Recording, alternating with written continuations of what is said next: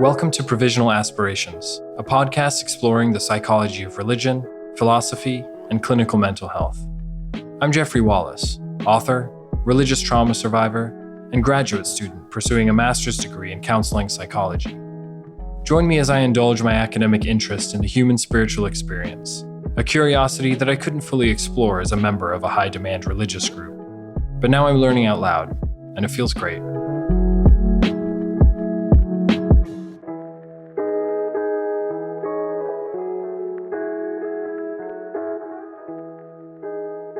Even in 2022, if you were to ask the average Westerner what name comes to mind when you say the word psychology, they would answer Sigmund Freud, or perhaps just Freud. Indeed, Freud's impact on the field of psychology, and even further to Western thought in general, cannot be understated. Freud was a neurologist who lived from 1859 to 1939, and developed a clinical practice for treating psychological challenges that he called psychoanalysis. Psychoanalysis, as the name suggests, is an analysis of an individual's psychic processes.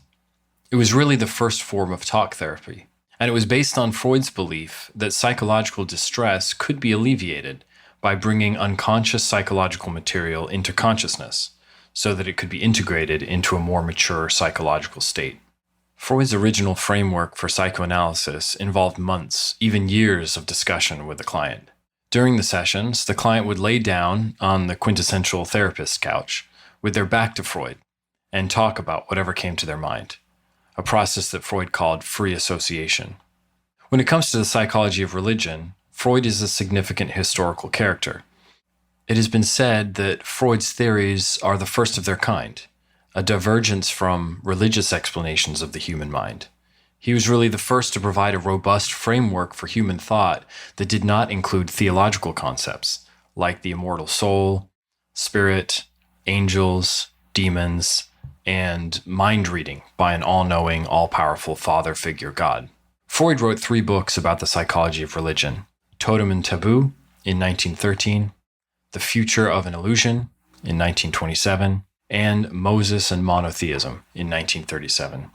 I recently learned about these 3 books from a series of lectures about comparative religion by Charles Kimball that I'm listening to on audiobook, and I immediately primed myself a copy of Totem Taboo to get started. In recent years, Freud's theories, and psychoanalysis in general as a clinical practice, have fallen out of fashion. Some therapists still practice psychoanalysis today, but the evidence base for this practice is not as deep as with more modern therapeutic modalities. That's not to say that psychoanalysis doesn't work, just that the research backing it is not as robust. One issue with Freud's work is that he assertively states that his theory of the human mind is scientific. He talks about the evolution of human thinking as it progresses from animism to monotheistic religion and finally to a more scientific approach. But Freud's basis for stating that his approach is scientific rests on his years of N=1 experience in psychoanalysis. He speaks as if his cumulative experience in the therapy room constitutes evidence for his theories, throwing out the possibility of his own confirmation bias and subjectivity. That is to say, his theories have not been tested by randomized and controlled studies in a research laboratory to confirm his hypotheses. That being said, one cannot be unimpressed with Freud's cocksuredness as displayed in Totem and Taboo. There's no doubt that Freud spent a lot of time thinking about thinking, and he holds himself and others to ruthlessly honest self-evaluation. Freud is unafraid to highlight and analyze all of the unseemly elements of the human psyche, the violent, the sexual, and the immature. It is obvious from his writing that he has bravely reckoned with these socially unacceptable impulses in himself, and subsequently can see them with clarity in others. Despite his appeal to dark psychology, Freud's confidence is refreshing. He's pejorative in the way he speaks of individuals who suffer, calling them mentally ill, a phrase I prefer to avoid, and worse yet, referring to them as neurotics. This is the sort of language that is avoided nowadays in the field of mental health. We don't call people schizophrenics or depressives, etc. But Freud's arrogance comes with dogged optimism. Freud is of the opinion, and he was the first one to boldly say so, that by simply talking with an individual, that is by psychotherapy, they can recover from depression, compulsion, anxiety, and obsession. In Totem Taboo, Freud even cites another author who was, and I quote, a highly intelligent man, a former sufferer from compulsion neurosis, who, after being cured through psychoanalytic treatment, was able to demonstrate his efficiency and good sense. This reminded me of the approach of Satz that we discussed in episode 2, also a psychoanalyst and a student of Freud, who viewed depression and anxiety as conditions that an individual can overcome as they learn about themselves, reject infantile fantasies, and learn the rules of social game playing. According to Freud, an adamant atheist, part of the infantile fantasy that contributes to less than optimal mental states is religion. Before we move on to the two main themes of the book that I found most insightful, let's address a term that Freud frequently uses, compulsion neurosis. Again, this isn't a term used in the mental health community today. Instead, at least in the US, we use the big purple book that I have sitting in front of me on my desk, the DSM, the Bible of Clinical Psychology. It had about 100 diagnoses when it first came out in 1952, grew to 365 in the year 2000, and now sits at around 157 in the most recent 5th edition. I digress. Compulsion neurosis would include any mental disorder with anxiety at its root. Depressive disorders, anxiety disorders, obsessive-compulsive disorder, and any other condition resulting from an insecurity that is projected on self or others by way of maladaptive thoughts and behaviors. What Freud calls compulsion neurosis, though, is not a very nuanced term, and it covers a lot of territory, but it was the focus of his work with psychoanalysis. In Totem Taboo, Freud identifies two psychological occurrences related to religious thinking that have implications for mental well-being.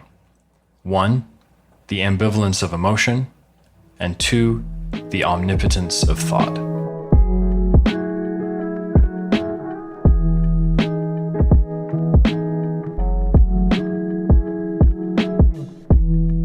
Let's start with Chapter 2 of Totem Taboo, called Taboo and the Ambivalence of Emotion. By the way, you'll notice that in this episode, I've deliberately skirted the actual topic matter of this small book, that is, the spiritual practices of totemism and taboo prohibitions in primitive cultures. In many places, Freud's discussion feels a bit more like an anthropological study than a psychological one. But briefly, for the sake of understanding the intersection of religion and the ambivalence of human emotion, totemism was a form of primitive religion that centered spiritual, cultural, and sociological infrastructures around totem animals. Taboo refers to the people, places, and things that these communities considered to be untouchable because they were dangerous, either because they were considered to be associated with wicked spirits, or, in the case of holy people and things, because of their jealous, punitive power. Relevant to this discussion is what Freud says about the use of sacred objects and ideas to placate our inherently ambivalent human emotion. He talks about the possible double meaning in the original word for taboo. He says this, and I quote, "The double meaning in question belonged to the word taboo from the very beginning, and it serves to designate a definite ambivalence, as well as everything which has come into existence on the basis of this ambivalence. Taboo is itself an ambivalent word. The taboo prohibition is to be explained as the result of an emotional ambivalence." End quote. Freud goes on to explain that the very necessity of a command to abstain from something is evidence of this inherent human emotional ambivalence. He says this, and I quote, "If taboo expresses itself mainly in prohibitions, it may well be considered self-evident that it is based on a positive, desireful impulse. For what nobody desires to do does not have to be forbidden. And certainly, whatever is expressly forbidden must be an object of desire. And if we should apply the same theory to those cases in which we ourselves seem to hear the voice of conscience most clearly, we would arouse the greatest contradiction. For there we would assert, with the most utmost certainty, that we did not feel the slightest temptation to violate any of these commandments, as, for example, the commandment, 'Thou shalt not kill,' and that we felt nothing but repugnance at the idea." End quote. What Freud is saying here is that behind every prohibition is a desire, or else why would there need to be the prohibition in the first place? If nobody was ever motivated to do this deed, why would a prohibition against it need to exist?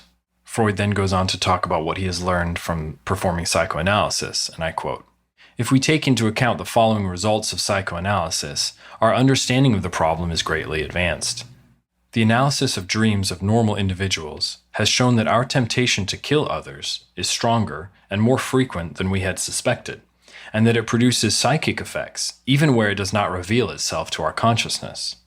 And when we have learned that the obsessive rules of certain neurotics are nothing but measures of self-reassurance and self-punishment erected against the reinforced impulse to commit murder, we can return with fresh appreciation to our previous hypothesis that every prohibition must conceal a desire."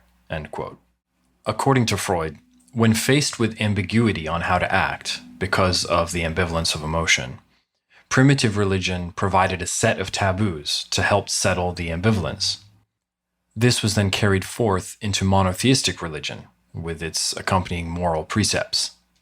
And even today, when faced with ambivalence and socially unacceptable desires, many individuals revert to a religiously prescribed taboo as a touch point to settle their ambivalence.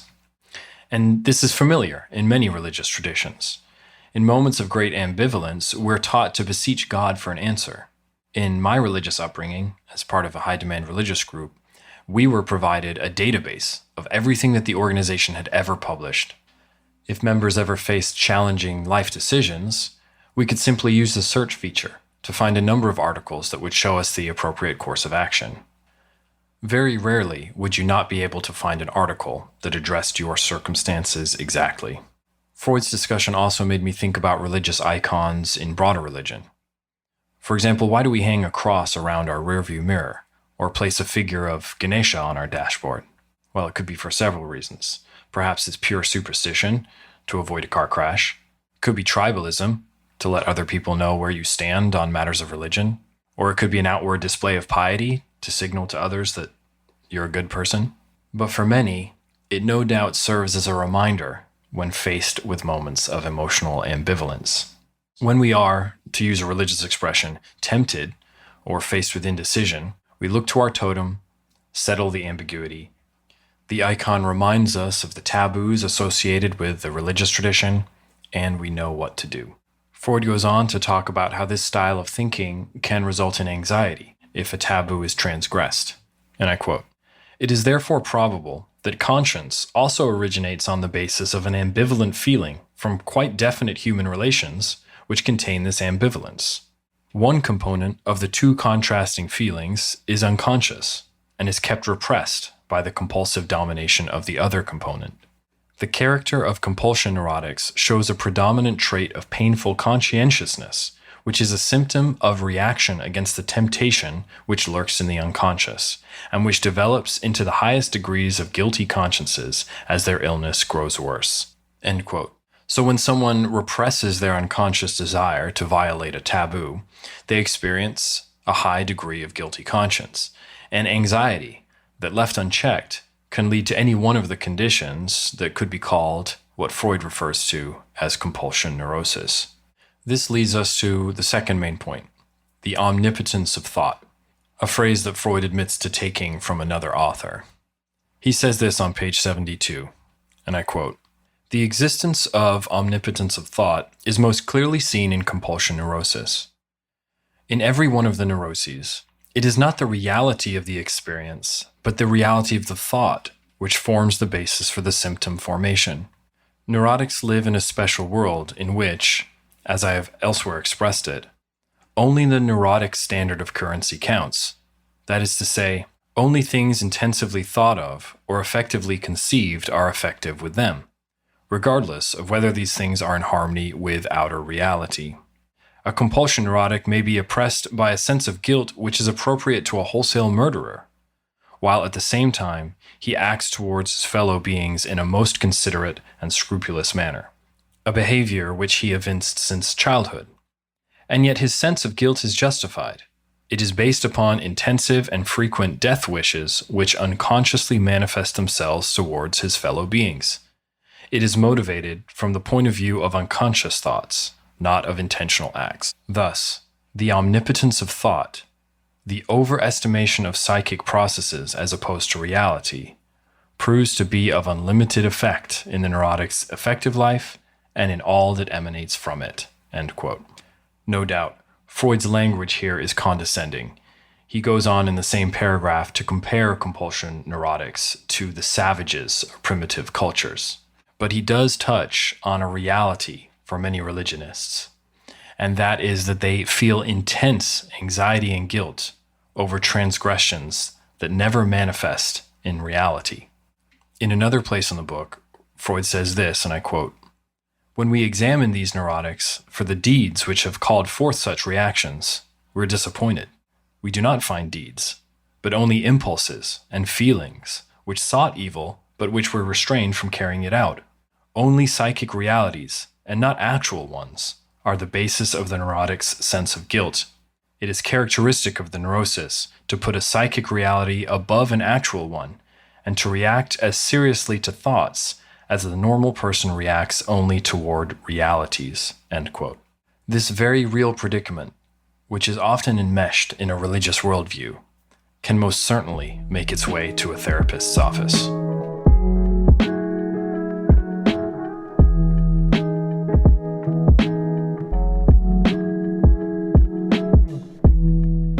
What Freud is talking about here is what is referred to by the APA as scrupulosity, which they define as overconscientiousness with respect to matters of right and wrong, often manifested as an obsession with moral or religious issues, that results in compulsive moral or religious observance, and that is highly distressing. Scrupulosity is a form of obsessive-compulsive disorder. Classically, when we think of OCD, we think of an individual that is so terrified of being dirty that they compulsively wash their hands over and over again. With scrupulosity, the compulsive action is a religious one, perhaps some rite or ritual that is performed in a compulsive manner every time a thought enters consciousness that transgresses the taboo of the religion. But as Freud highlights in his theory of the omnipotence of thought, this scrupulosity can manifest itself even without observable behaviors, which I think is something missing from that APA definition.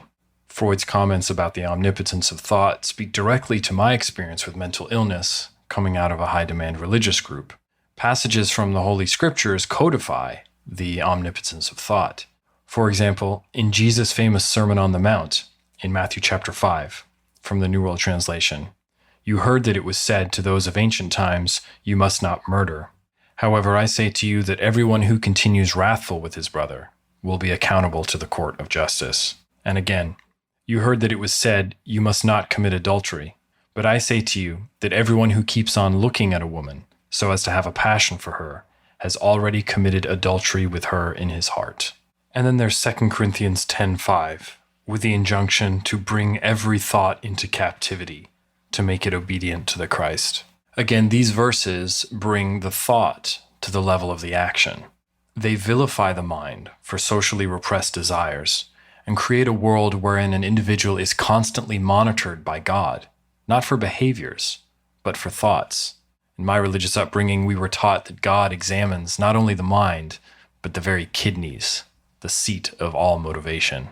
While in the APA's definition of scrupulosity, the placation of this fear of being judged by God for unwanted thoughts is done with actions, for some, this compulsive placating takes place only in the mind. For example, in my religious upbringing, we were often taught the story of Nehemiah, who, when confronted by the king of Persia, prayed immediately to his God. There was no necessary convention or posture for this prayer, but an immediate prayer can be offered in any time of temptation to offend God. This is the kind of compulsive thinking that I talk about in my book, one that befell me and led me to mental health crisis. It went something like this. First, an unwanted thought would appear in consciousness, perhaps one of repressed doubt. This would be followed by an earnest prayer for forgiveness and strength, followed by the appearance of the apostate thought again, which would bring guilt over being faithless. leading to another compulsive and desperate prayer for more faith. This cycle of compulsive thought would continue relentlessly, leaving very little room for any other constructive or creative problem solving, and eventually leading me directly to the door of the psychiatrist's office. Only after learning about mindfulness, after months of psychotherapy, and after eventually rejecting my fantastical religious worldview, was I able to release myself from this compulsion neurosis. I recognize that the severity of my symptoms may be rooted in a biological predilection to a particular way of thinking. That is to say, we all find ourselves at a different place on the scale of that personality dimension that we call neuroticism. But I think that this omnipotence of thought and the favoring of a hoped-for narrative over testable reality is what causes many non-believers to criticize religion. The intertwining of taboo prohibitions with the motivating power of hope is an unfortunate side effect of many Western religions, a side effect that may result in negative clinical outcomes.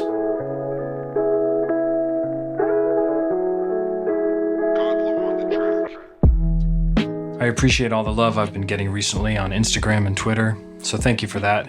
If you enjoyed the show today, please click that like button, hit those 5 stars, and also share this episode with a friend. Thanks so much, and I'll see you next time on Provisional Aspirations.